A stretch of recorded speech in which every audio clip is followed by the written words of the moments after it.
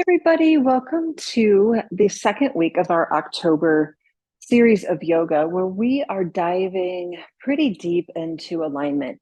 If you practiced with me in September, you might remember that we talked a lot about the values that sustain us when life becomes hard or challenging. And as we transition into October, we're really going to look at alignment. And the way that alignment happens on the mat is we utilize some objects known as props in the yoga world to help us find alignment or to find a little bit different sensation in the body than if we're just sort of using our intuition to get us there. So I was trained many years ago by a teacher who studied Iyengar, which is using props like chairs and blocks and belts and walls to help us discover what the posture feels like when we're in alignment. So last week we used some blocks to help us just in a simple sequence, standing sequence. And today I want to use this wall behind me. So when you come into your own yoga space, try to find a place that has a nice wall that you can practice, even if it's in your hallway. Set the phone up or your tablet up so that you can listen and practice along with me. But we're going to use this wall to find some alignment in some postures that typically can be a little bit challenging for us. So practice today should only be about 15 or 20 minutes. And the reason why I want to really fine tune our physical alignment is because when we bring awareness to where we are in space and when we bring awareness to our breath, it's actually teaching us how to bring awareness to the thoughts that we have, the words that we speak, the actions that we take on a day-to-day basis that may or may not be in alignment with our values. Okay. So it's just that initial, oh, I'm aware that I'm straight. I'm aware that my legs feel different than they do when I'm just kind of in autopilot in my practice. It's not my teaching style 24/7. I'm very much an intuitive based teacher where I encourage the student to just feel what they feel and kind of roll with it. And if it doesn't feel great in your body, make an adjustment. But for October, I want to kind of go back to my roots and my initial exposure to yoga to build a foundation, if you will, of posture and awareness. And I know that this is powerful and I know that it can make a difference because when I first came to the yoga practice, it was for flexibility. I wanted to touch my toes. I wanted to be more stretchy, whatever it was back then, way back then. And it wasn't long into this process that I realized there's an awareness that comes when we're with ourselves on a mat. Even if we're in a group class, there's an awareness that comes of what am I feeling? What sensations am I feeling? Where are my thoughts while I'm feeling that? What's the inner dialogue that I'm speaking about myself as I'm comparing and contrasting and competing with the people next to me? What's going on? Am I pushing my body past its point? Why am I doing that? That's out of alignment with tenderness and grace and peacefulness that I was wanting to cultivate in my life. So it began there physically, and then it started to transition into my life where I was paying attention to my surroundings. I was paying attention to things that I had never even noticed. And I'll talk a little bit more about this at some point about the tree that I had walked past hundreds of times in my day-to-day job, but it was the first time I ever saw it. But the biggest awareness came in how I was parenting and just sort of on autopilot for so long. And I discovered yoga. I was learning some tools. I was armed with some mindfulness. And my youngest son, who's now an amazing father at age 27 and a great guy, he was about 5 or 6. And he said, Mom, you don't yell anymore. And that was the moment where I realized that I came to yoga to have flexibility, touch my toes, be a little looser. But what I gained was an awareness that just changed the entire trajectory of my life. And I'm grateful for that. So we're going to dip into awareness today. We're going to have some standing work against the wall. So find your wall. You're going to need 2 blocks. One, if you only have one block is fine. You're just going to have to move it a little bit. But we're going to start by creating a really tall spine first. So I'm not against the wall yet. I'll tell you when I'm going to be against the wall. Palms are going to turn forward. That immediately opens up the heart and the chest. So just take a peek at your body, close your eyes, and just say, hey, are your shoulders rounding forward? Bring them up and then down. Is my chin jutting forward? It often is because we're always in a hurry. So a slight tuck of your chin creates that space in the back of your neck. And then dip down to your ribs. Are they flared out or are they tucked in nice, like you have a comfortable corset on?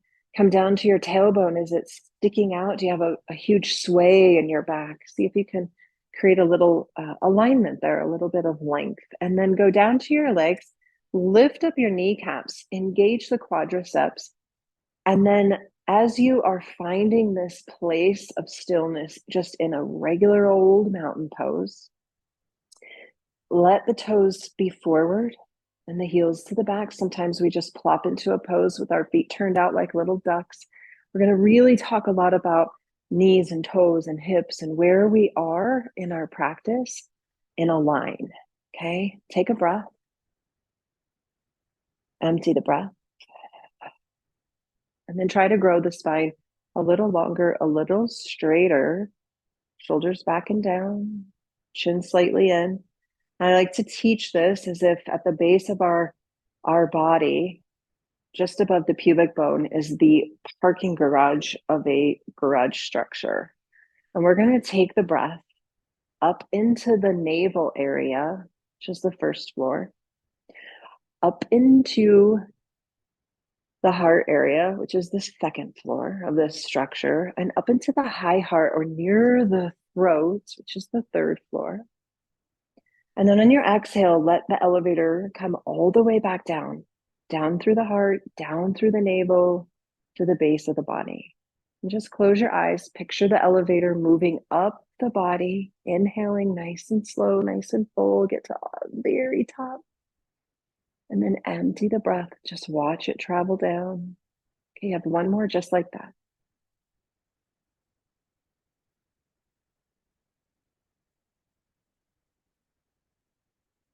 And open your eyes and return to just a normal cadence of breath. What happens when we pull the breath all the way up, we're actually elongating the spine, filling all aspects of the lungs, which gives us greater clarity and a greater chance that we're going to stay in alignment in our thoughts, words, and actions when we're faced with something uncomfortable or challenging. So grab one of your blocks, place it towards the short end of your mat on the right side. We're going to turn the right toes that way. We're going to come into warrior two and make sure that you can get close to the wall here. So we're going to start with the lower portion of our body, bend your right knee and sink. Your left toes are facing forward. Your right toes are facing the short end of your mat, and then peek down. And if you cannot see that big toe, that means the knee is internally rotated. And so we're going to open it. Now here's where we're going to use the wall. You can see, or maybe you can't with black pants, but my left hip is facing at a diagonal. And to be in alignment, I want to pull my left hip back. Okay, that's forced my ribs to roll forward instead of diagonal. And my shoulders are now square over my hips. I'm going to sink a little bit into that bent right leg, tee out the arms straight as an arrow, and now lean back against the wall. Okay, so the shoulders should be touching the wall. Your right cheek should be touching the wall. Left cheek should be, might not be. And that's an indication of some tightness through the psoas muscle. My left one's not touching. I'm pretty tight back there. Sink into your right leg. Push the left hip back. Here we are in warrior two with support of the wall. So feels a little bit different. You might feel like, wow, I don't normally lean back this much in this pose. So get comfortable with this new sensation. Take a breath. Empty the breath, maybe sink a little bit more, and then turn and look at your right hand. And you're going to tick-tock the arms like a clock and place your right hand on the block, just inside the right foot. Now bring your left arm so that it's stacked with your right, as if there's just this line running through your body. Now lean back against the wall. Here is side angle. with the support of a wall. Feels very different than when we're in a flow class and we're coming into this pose where most of the time, most of us are leaning forward like that. For the purpose of October, we're going to find alignment. Let both shoulder blades find the wall. Take a breath, empty the breath, and now straighten your right leg. And here we are in triangle pose with the wall, okay? So this is a posture that can be a little bit challenging for most because we think that the right hand must touch the ground. And it might, okay? It might. Here I am, triangle pose. I'm gonna pull my shirt just a little bit so that you can see that my right rib cage is in a line.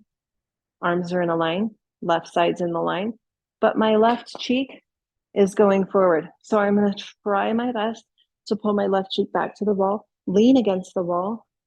Feels totally different than when we're in a flow class or just moving through a slow class. Bend your right knee, inhale and rise. Warrior two, shoulders against the wall. Perfect. Straighten your legs, and we're gonna take that to the other side. So the left toes are gonna turn to the opposite short end of the mat. The block will be just inside the foot. First thing we're gonna do is start with the lower portion of our body. Turn your right toes forward, sink into the lower part of warrior two, and then peek down at your toe. If you cannot see it, swing that knee towards the wall. Let your left cheek now press against the wall. Your right hip wants to drift forward at a diagonal, pull it back.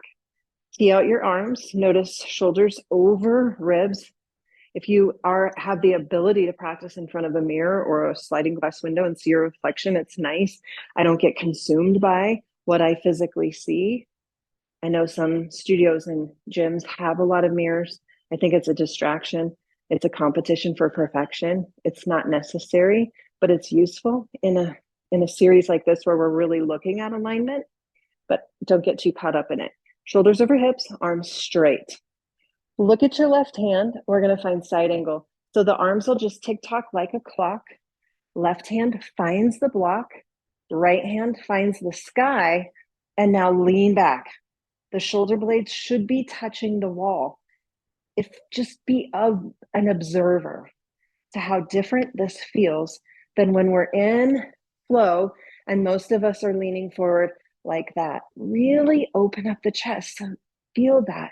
These postures were designed with specific benefits.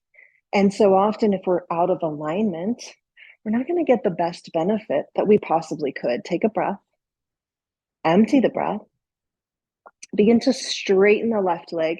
And here you are in triangle pose using the block. The block just raises the floor. Now lean back. Both shoulder blades should be touching the wall. Your right cheek might be kissing the wall. We want that to happen. It might not, but that's a direction for us to take this month, is to find that sensation. For most of us, when we come into triangle using a wall, it feels like we're going to tip backwards. Because most of the time when we're in a class or we're practicing, we're tipping way forward because we think if we can get to the ground, we're in triangle pose. That's not triangle pose. That is triangle pose. Okay, so we're getting the benefit of that left leg straight. The heart's getting a huge opening. The spine is elongated. That's pretty comfortable, right? The wall is a tool. Bend your left knee and rise up. Lower your arms, grab your block, turn all 10 toes forward.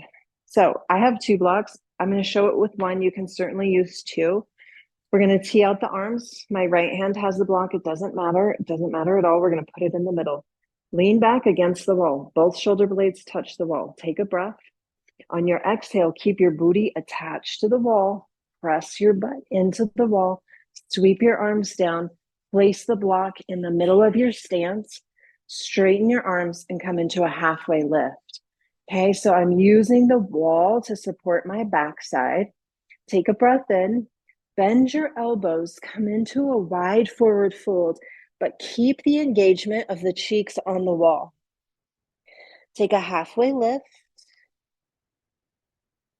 Bend your knees, or I'm sorry, bend your elbows. Keep your knees straight, come into a fold. We have one more of those. Inhale. So I'm thinking about my knees because they are super straight, because I'm trying to keep my cheeks engaged on the wall. Bend your elbows, come into the wide fold. Beautiful. Rise on up. Heel and toe your feet in so they're a little bit closer. And then we're going to lean back against the wall and have a seat in chair pose using the wall as support. So peek down, ankles under knees. So I have to walk my feet forward because I don't want my knee coming in front of my ankle. Shoulder blades against the wall. We're just going to sit and hang out. Okay. So the spine is long, shoulder blades against the wall, firing up the quads. It's beautiful. Yeah. Tee out your arms. Okay. Keep your butt cheeks on the wall. Inhale, arms go high. Keep your shoulder blades just for a second. And now hinge forward in chair pose. Push your butt against the wall. Use it as a tool. Okay. Spine is straight, eyes are down. Inhale back up. Spine attaches to the wall. Arms tee out. And then we lower our hands to our thighs. One more time. Arms tee out. Inhale to the sky. Keep your butt attached. Exhale, chair pose. Notice the alignment of knees and hips and ankles. Take a breath. Reach a little bit more. Inhale and rise. Exhale, arms circle down. Press your hands against the wall and stand tall. For a lot of us, chair pose puts a tremendous amount of pressure on our back. When we use the wall, we get into the alignment that we're looking for without that added pressure in the low back. I'm going to teach you a pose that I rarely teach in a class because it's incredibly balance challenging.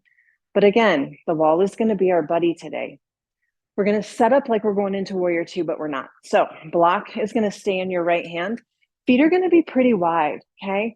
We're going to bend the right knee, but not coming into the full warrior two, just a soft bend.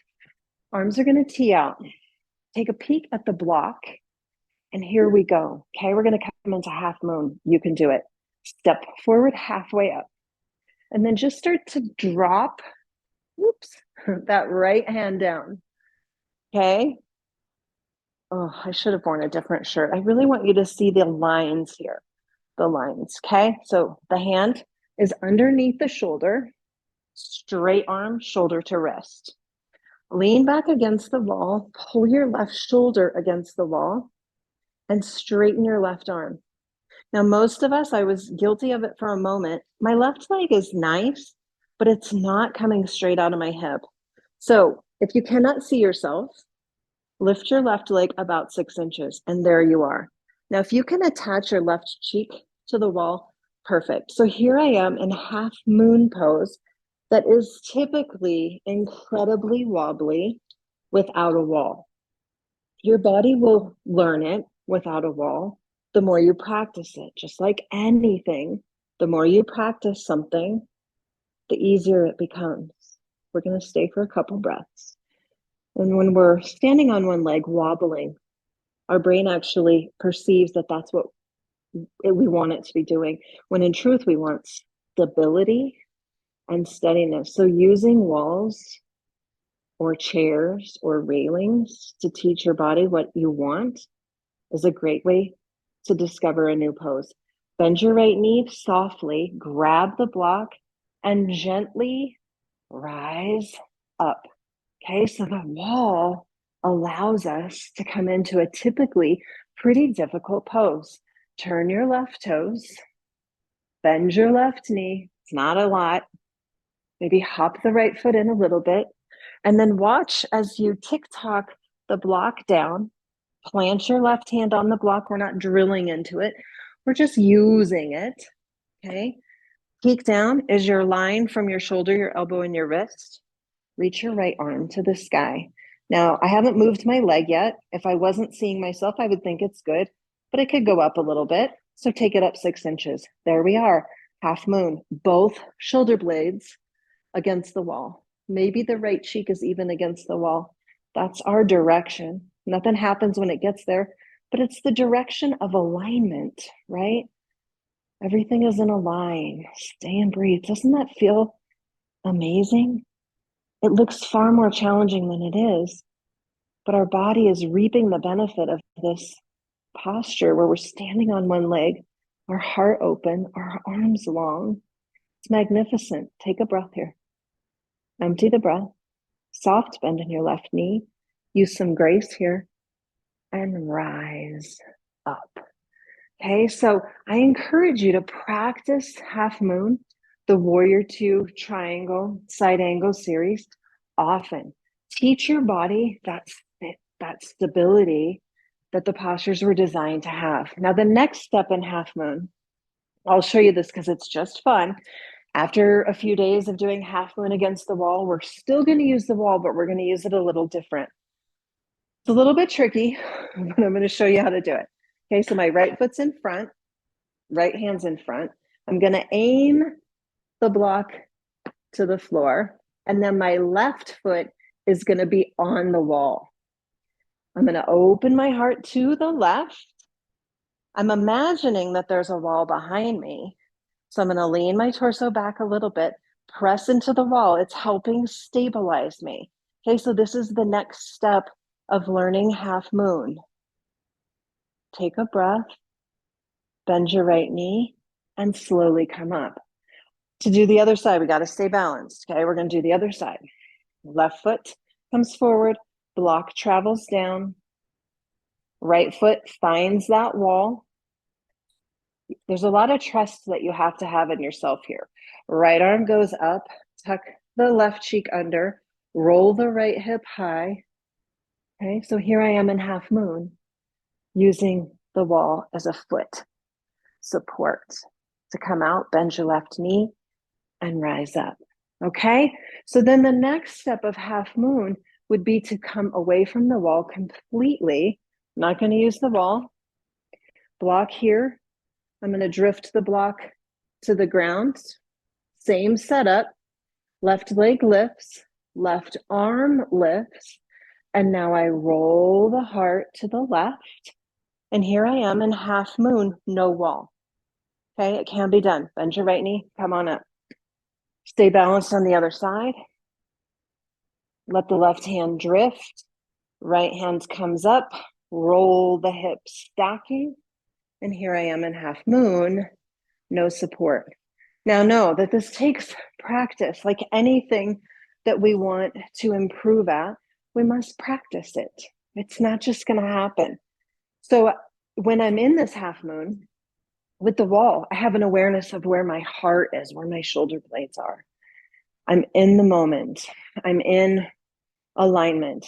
And the more that we do this on the rectangle, the more likely that we will be able to be aware of when that thing comes into us that feels uncomfortable. And we stop and say, okay, is what I'm about to say in alignment with who I am? Is what I'm about to think in alignment with who I am? And certainly is what I'm about to do. So the purpose of finding specific alignment on the mat is it trains us to be aware out there, to be awake, and to be aligned with the greatest version of who we are. We're going to close today's practice with just a modified, beautiful way to come into an evening. It's a great posture to do in the evening. It's certainly doable any time of day, but it's nice in the evening. I'm going to have the block handy. Come down onto your back, walk your heels close to your cheeks. Bring your forearms down to the mat. Tickle the heels with your fingertips. That's a great place to find that alignment that we're looking for. Lift up your hips in a bridge and place the block underneath your sacrum. So not on your spine and not on the fleshy part of your cheek, just above the fleshy part. Okay, so here I am in bridge. I've got a nice line with my knees. I'm not splaying my knees out with wide open hips. I have some integrity. My toes are in line with my heels. My quads are slightly rolling in towards each other, but not knock-kneed at all. They're in a line. They're not just hanging out. There's some engagement there. Wrap your hands around the block. Take your right leg to the sky and your left leg to the sky. And here you are in a supported shoulder stand. So bring your legs away from your face about 5 inches. And if you cannot see yourself, we typically come into shoulder stand with our legs slightly towards our head. And to come into that line that we're looking for, about 5 or 6 inches. And there is your shoulder stand, okay? Shoulder stand is not something I teach without a block, generally speaking, because there's a lot of risk factors. Here it's incredibly safe. And this allows a lot of the tension in our legs and our feet to kind of recirculate and recycle in our body. Stay for just another breath. You can always come back to this. We're going to come into a modified plow pose. So just listen to the cues that my voice is delivering. Keep your eyes to the ceiling. And now start to bring your feet, straight legs, towards your head. It doesn't take much, maybe 10, 12 inches. Okay, so typically we don't want to turn our head when our legs are in the sky. But you can see, gently turn and look, you can see I've made this long diagonal line. This is a modified plow pose. Plow in its tradition would be the bum going high to the sky and the toes eventually touching. That can be incredibly challenging for most people. So we come into plow pose here, we get the benefit. Now straighten your legs, and there you are. So push through your heels. Take a breath. Bend your knees. Gently place them back on the mat, and you're back in bridge pose. Close your eyes. And just review the last week or so. If there was an added amount of pressure or stress in your life, were you able to stay in alignment with the values that you identified? Were you staying in love and patience and grace and positivity, respect, hope? In your thoughts and in your words and in your actions. It doesn't mean that if you came out of alignment and you blurted something out that was hurtful, or you consumed something that you knew maybe wasn't in your plan for health, it doesn't mean that we spend time beating ourselves up. It means that we simply say, okay, in that moment I was out of alignment and I will do better. I will do better because now I'm aware. And that's the whole purpose of this month, is to bring awareness to where you are in space, what it feels like to be in alignment physically, and then to transfer that into your life and say, okay, in this moment of driving, I was overly critical of somebody who I have no idea if they were rushing to get to where they need to be because a loved one needs them. It's not my place to judge because that's not in alignment with who I am. And then we recognize it and we choose. And that's the tool that we have with us all the time. We have the ability to straighten our spine, most of us. We have the ability to breathe deeply, most of us. And we have the ability to choose. And when we link those 3 things together and we stay there, then we're highly likely to stay in alignment with the deepest part of ourselves. Have a beautiful week. Questions, reach out to me. I'm always here. And I look forward to seeing you next week. So I'm a little late getting this one out, but I'll see you next week. So take care. And if you have any questions, just reach out to me.